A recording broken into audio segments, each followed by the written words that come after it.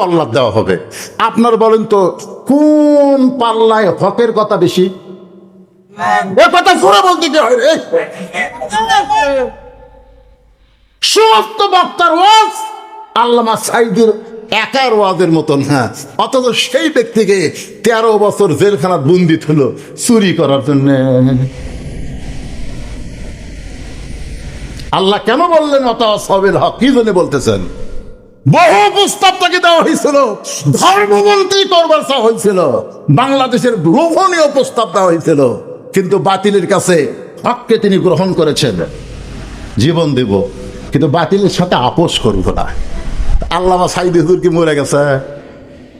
আজ 100 বছর পরে হলো আল্লামা সাঈদী বাংলাদেশের উদীয়মান তরুণ যুবকের ইমানের ছোঁয়া হবে। জোরে কোন কথা ঠিক কিনা? ইমানের আজকে বুঝতে পারতেছেন না। আবু হানিফাকে যখন হত্যা করা হয়েছিল না, তখন জনগণ বোঝেনি, এখন বুঝতেছে। অত সবে সবর 4 নম্বর বিষয়, ধৈর্য ধরা লাগবে। আবার বিপদ আসবে, আবার মুসিবত আসবে, আবার কোরআনের বিষয়ের জন্য ঘর ছেড়ে বাড়ি ছেড়ে রাস্তায় নামতে হতে পারে। জোরে কোন কথা ঠিক না? হ্যাঁ, ধৈর্য ধরা লাগবে। আল্লাহ বলেছেন, ওয়ালানাবলুওয়ান্নাকুম বিশাইইম মিনাল খাউফি ওয়াল জুই ওয়া নাকসিম মিনাল আমওয়ালি ওয়াল আনফুসি ওয়াস সামারাতি ওয়া বাশশিরিস সাবিরিন। যে মেয়ের বিয়ে হয়েছে এখনো পেটের বাচ্চা হয়নি, বাচ্চা হবে, ওই মেয়ে কি মা হবার চায় না? তোর এখন চাই কি চায় না? প্রথম 2-1 বছর হয়তো খেলাধুলা করে, তো তখন চাই না। আমরা দুইজনই ভালো রে, দুইজনই ভালো, কিন্তু 4-5 বছর যখন হয় তখন কিন্তু মরদের চাইতে মেয়ে আগে কয়, বউ আগে কয়। কে গো কি তুমি যখন বাইরে যাও, চাকরি করবার দাও, ব্যবসা করে দাও, তখন আমার 1 লাখ কি হয়? স্বামী কয় 1 লাখ, 1 লাখ বোঝো না, খালি একটা বাবু তো তো তো তো সাইকে চায় না, তোর এখন সাইকে চায় না। তার স্বামী বলতেছে, পাগলি ওই বাচ্চা নিবার গেলে কষ্ট আছে। কি বলবো প্রসবের কথা, মা বিনে সেই ব্যথা কেউ তো বুঝিবে না। মাজন থেকে সন্তানের দায়, অকালে মা মারা যায়, কেন সে মায়ের ভক্তি করো না? এমন দরদি ভাবে কেউ হবে না আমার মা গো। মেয়ে কি কয়, যতই কষ্ট হোক আমি মা হবই। মাশাআল্লাহ, পেটে বাচ্চা আছে, এখন প্রসব ব্যথা শুরু হবে। যেই প্রসব ব্যথা বোঝেনি, আবেগের চোটে তো বহু কিছুই করছে। প্রসব ব্যথা যখন মরে যাবো, বিষ খাবো, গলার দই দেবো, এই দেবো, ডাকবো না, দাদি নানি দৌড়াচ্ছে, কে রে পাগলি কি কর, বিষ কর। দাদি আর নানি দুই বুড়িও ঠেকা ঠেকা ঘরের মধ্যে চক্র। তোর পায়ের তলে সন্তানের জান্নাত, ইয়ার কি মারতিস? সন্তানের জান্নাত পায়ের তলে, কষ্ট স্বীকার করবি রে, এমনি মা হবি।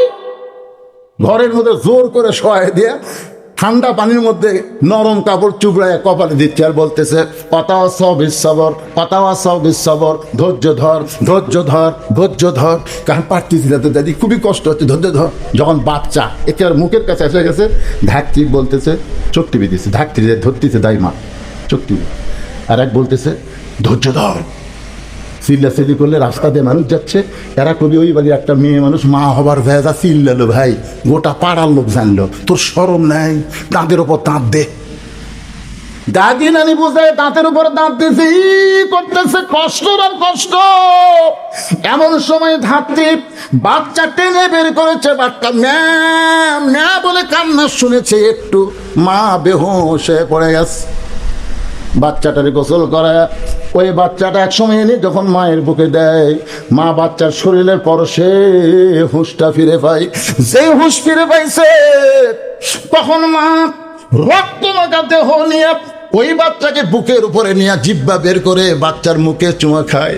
বাচ্চার গালে চুমা খায়, দাদি নানি তিরস্কার করে বলে একে লাত্তি মারে ফেলে দে, এর জন্যই গলা ধরে দিবার চাইলি, এর জন্যই বিষ খাবার চাইলি, এর আদর কেন করতেছিস, কেন চুমা খাচ্ছিস মা? তখন বলে দাদি কষ্টের পরে এত শান্তি এটা আমি আগে বুঝি নাই, কষ্টের পরে এত শান্তি এটা আগে বুঝি নাই। যেই সন্তানকে বুকে নিয়েছি আমার অতীতের সব ব্যথা আমি ভুলে গিয়েছি। আমাদের বাংলাদেশের মুসলমান মান সাল্লাল্লাহু তাআলা আশ-শাহাদাতা বিসিদিকিন বাল্লাগাহুল্লাহু মানাজিলাশ শুহাদা ওয়া ইম্মাতা আলা ফিরাশিহি রাওয়াহুল বুখারী কিতাবুল মাগাজি। কষ্টের পরে যেমন সন্তান পাইলে মা সব কথা ভুলে যায়, আমরা অতীতে 17.5 বছর কষ্ট করেছি, এখনো যদি আমাদের কোরআন বিজয়ের জন্য কষ্ট করতে হয় আমরা কষ্ট করতে রাজি আছি। কোরআন যেদিন বিজয় হবে, মা যেমন সন্তানকে বুকে পাইয়া সব ব্যথা ভুলে গেছে, আমরা তখন সব ব্যথা ভুলে যাব। এজন্য ধৈর্য ধরার দরকার আছে না নাই? আল্লাহ আমাদের সবাইকে এ তৌফিক দান করুক। সকলে বলি আল্লাহুম্মা আমিন।